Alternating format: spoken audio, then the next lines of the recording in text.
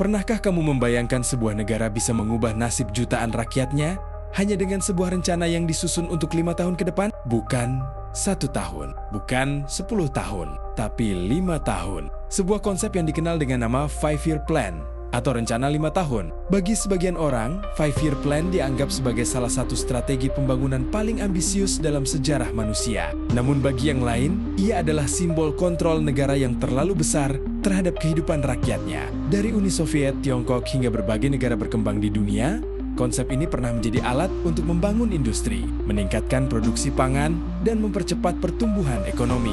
Tetapi di balik angka-angka yang terlihat mengagumkan, tersimpan kisah tentang ambisi, propaganda, keberhasilan, kegagalan, bahkan tragedi kemanusiaan. Lalu, apa sebenarnya rahasia di balik 5-Year Plan? Mengapa sistem ini begitu berpengaruh dalam sejarah dunia? Dan apakah konsep ini masih relevan di zaman modern? Untuk memahami 5-Year Plan, kita harus kembali ke awal abad ke-20. Saat itu, dunia sedang mengalami perubahan besar akibat revolusi industri.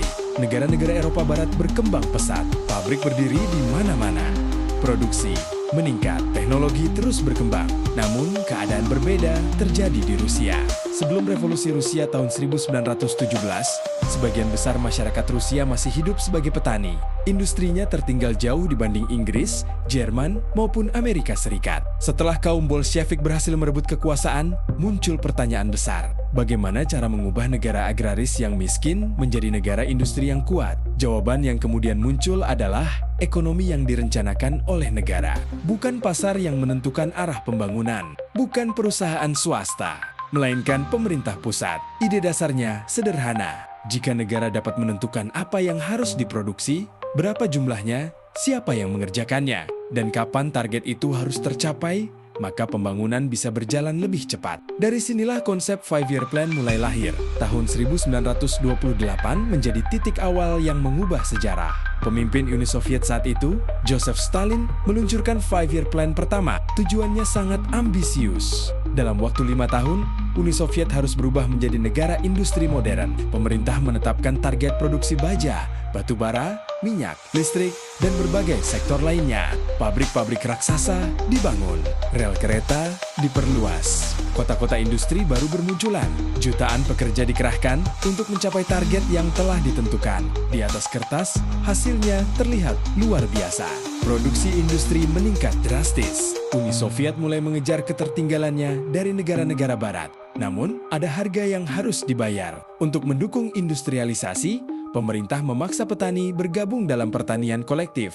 Tanah pribadi diambil alih dan digabung menjadi lahan besar yang dikelola negara. Banyak petani menolak, sebagian melawan, sebagian lagi kehilangan seluruh harta yang mereka miliki. Dalam beberapa wilayah, kebijakan ini memicu kelaparan besar yang merenggut jutaan nyawa. Disinilah muncul sisi gelap 5-Year Plan. Meski penuh kontroversi, tidak bisa dipungkiri bahwa 5-Year Plan menghasilkan perubahan yang nyata. Ada 3 alasan utama mengapa sistem ini terlihat berhasil.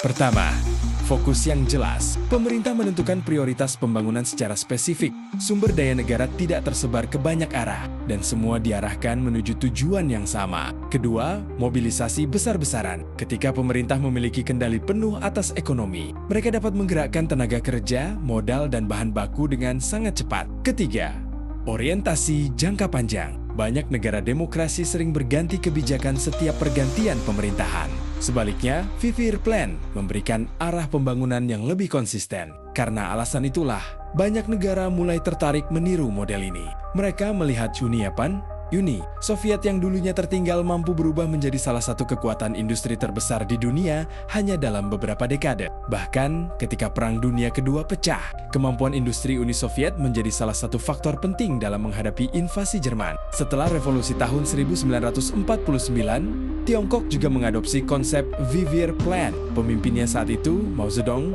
ingin mengubah Tiongkok menjadi negara industri besar. Pada akhir 1950-an, lahirlah program yang dikenal sebagai Great Leap Forward. Target produksi ditingkatkan secara besar-besaran. Rakyat diminta bekerja untuk memenuhi berbagai target yang ditetapkan pemerintah. Namun banyak laporan produksi yang dilebih-lebihkan, data yang sampai ke pemerintah pusat seringkali tidak sesuai kenyataan. Akibatnya, kebijakan yang diambil menjadi keliru. Produksi pangan justru menurun, kelaparan meluas, jutaan orang meninggal dunia. Peristiwa ini menjadi salah satu bencana kemanusiaan terbesar dalam sejarah modern. Dari sini dunia belajar bahwa perencanaan ekonomi yang terlalu terpusat juga memiliki kelemahan serius. Jika informasi yang diterima pemerintah tidak akurat, maka kesalahan dapat berdampak pada seluruh negara. Meskipun era Perang Dingin telah berakhir, konsep 5-year plan ternyata belum sepenuhnya hilang. Beberapa negara masih menggunakan rencana pembangunan 5 tahunan sebagai panduan nasional. Namun, bentuknya telah berubah. Pemerintah tidak lagi mengontrol seluruh aktivitas ekonomi seperti dahulu. Sebaliknya, mereka menetapkan target-target strategis. Misalnya pembangunan infrastruktur, peningkatan teknologi, pendidikan, energi, atau pengurangan kemiskinan. Bahkan banyak perusahaan besar dan individu juga menerapkan prinsip yang sama. Mereka membuat target 5 tahun untuk bisnis, karier, atau kehidupan pribadi. Karena pada dasarnya, 5-year plan bukan hanya soal ekonomi negara, tetapi tentang bagaimana menetapkan tujuan besar, memecahnya menjadi target yang terukur, lalu mencapainya secara bertahap. 5-year plan adalah salah satu eksperimen sosial dan ekonomi terbesar dalam sejarah manusia. Ia berhasil mengubah negara-negara agraris menjadi kekuatan industri. Namun, ia juga meninggalkan pelajaran penting tentang bahaya kekuasaan yang terlalu terpusat dan target yang dipaksakan tanpa mempertimbangkan realitas di lapangan. Bagi sebagian orang, 5-year plan adalah simbol kemajuan. Bagi yang lain, ia adalah pengingat bahwa pembangunan tidak boleh mengabaikan nilai kemanusiaan. Dan mungkin, rahasia terbesar dari 5-year plan bukanlah soal 5 tahunnya, melainkan tentang satu pertanyaan sederhana.